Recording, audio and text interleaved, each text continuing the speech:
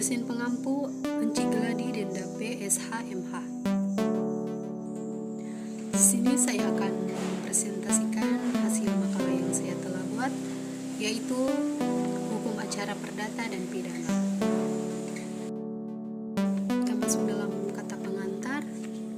Segala puji syukur hanya bagi Tuhan yang Maha Kuasa, yang telah memberikan kesehatan dan kekuatan bagi penulis sehingga dapat menyelesaikan makalah ini dengan tepat waktu.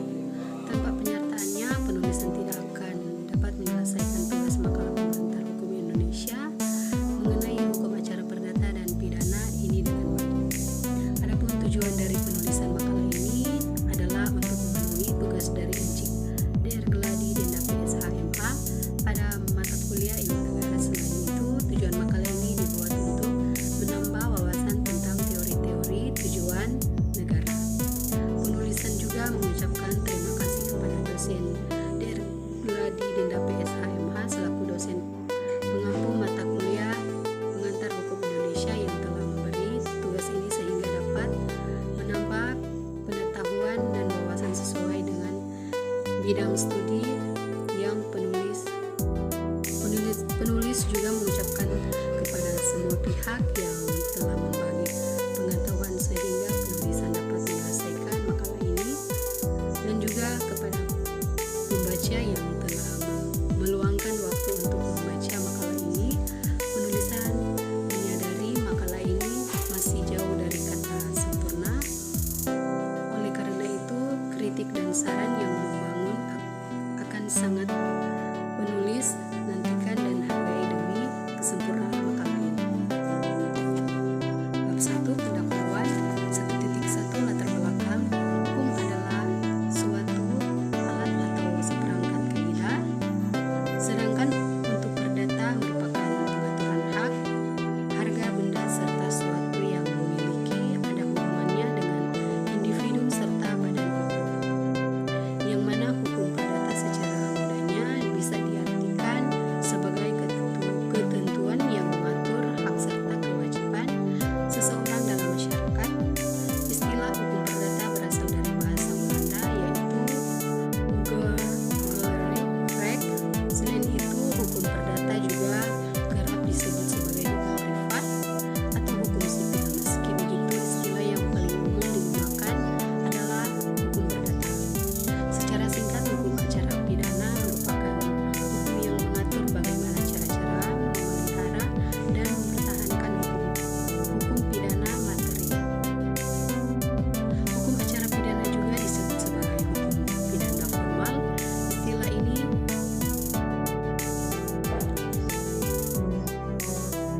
tertuang dalam Undang-Undang Nomor 8 Tahun 1981 tentang hukum acara pidana, yang dalam pasal 285 resmi diberi nama Kitab Undang-Undang Hukum Acara Pidana atau disingkat KUHP. Hukum acara pidana berhubungan erat dengan diadakannya hukum pidana. Oleh karena itu, hukum acara pidana merupakan suatu rangkaian peraturan yang membuat cara bagaimana badan-badan pemerintah yang berkuasa, yaitu kepolisian, kejaksaan, dan pengadilan harus bertindak guna mencapai tujuan negara dengan mengadakan hukum pidana. 1.2 Rumusan masalah berdasarkan latar belakang yang telah diuraikan di atas, maka dapat ditemukan rumusan masalah sebagai berikut. 1. Apa saja tujuan dan manfaat hukum acara perdata? 2. Apa saja tujuan dan manfaat hukum acara pidana? 1.3 Tujuan penulisan. Berdasarkan latar belakang dan rumusan masalah di atas, maka dapat ditemukan tujuan dari penulisan makalah ini, yakni sebagai berikut. 1. Agar penulisan dan pembaca mengetahui tujuan dan manfaat, sumber dan asas hukum acara perdata. 2. Agar penulisan dan pembaca pengetahuan tujuan dan manfaat, sumber dan asas hukum acara pidana. Bab 2, pembahasan.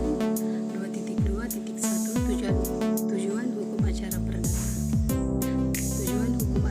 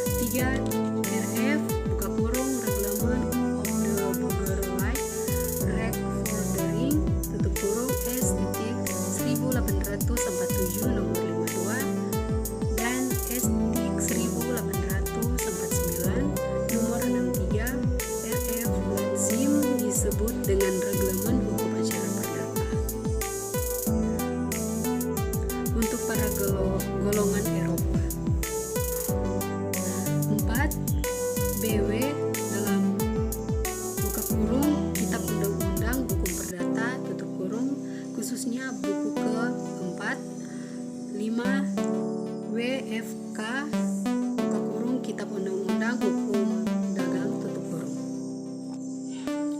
6 berbagai undang-undang yang berkaitan seperti garis datar pertama UU tentang peradilan ulangan, garis miring acara banding dalam kurung UU nomor 20 garis miring 1947 tutup kurung. Garis datar kedua UU tentang kekuasaan kehakiman buka kurung UU nomor 48 garis miring 2009 tutup kurung. 2.2.4 asas-asas hukum acara perdata. 1. Asas hakim bersifat menunggu. 2. Asas hakim bersifat pasif. 3. Peradilan terbuka untuk umum. 4. Asas hakim pengadilan kedua belah pihak.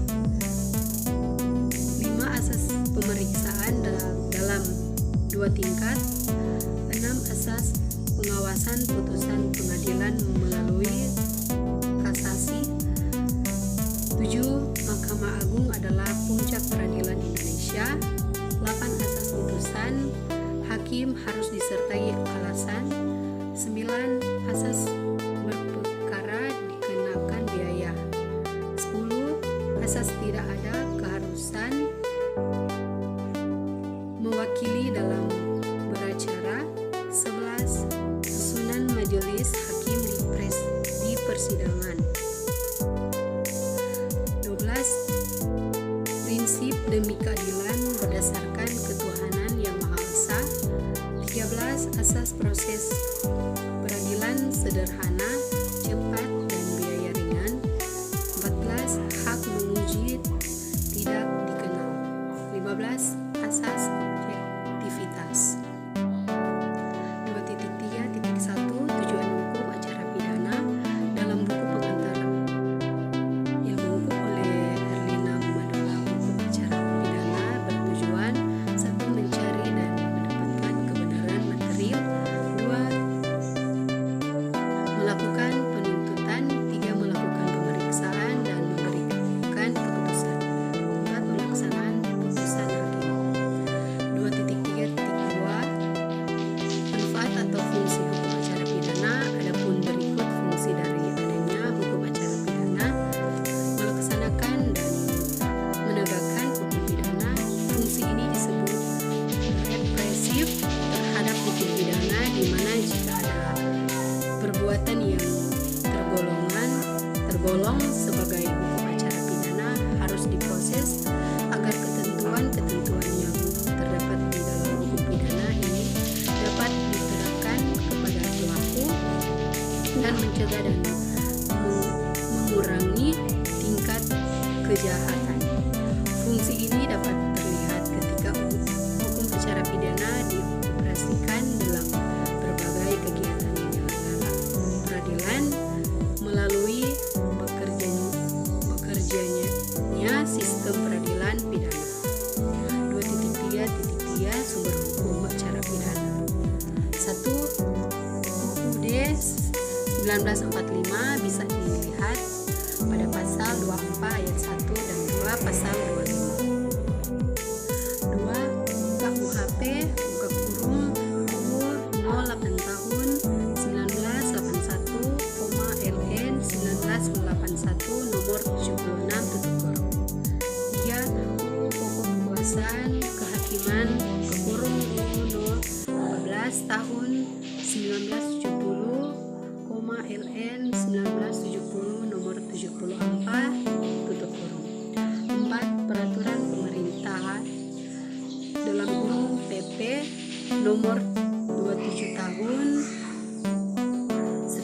1983 tentang pelaksanaan Kitab Undang-Undang Hukum Acara Pidana. 5. UU nomor 5 tahun 1986 tentang Mahkamah Agung. 2.3.4 Asas-asas hukum acara pidana. Ada beberapa asas yang dipakai dalam hukum acara pidana, antara lain: 1.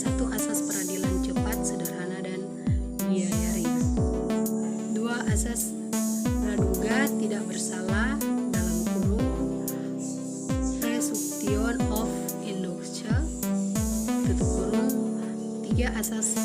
oportunitas. 4 asas pemeriksaan pengadilan terbuka untuk umum. 5 asas semua orang diperlakukan sama di depan hakim.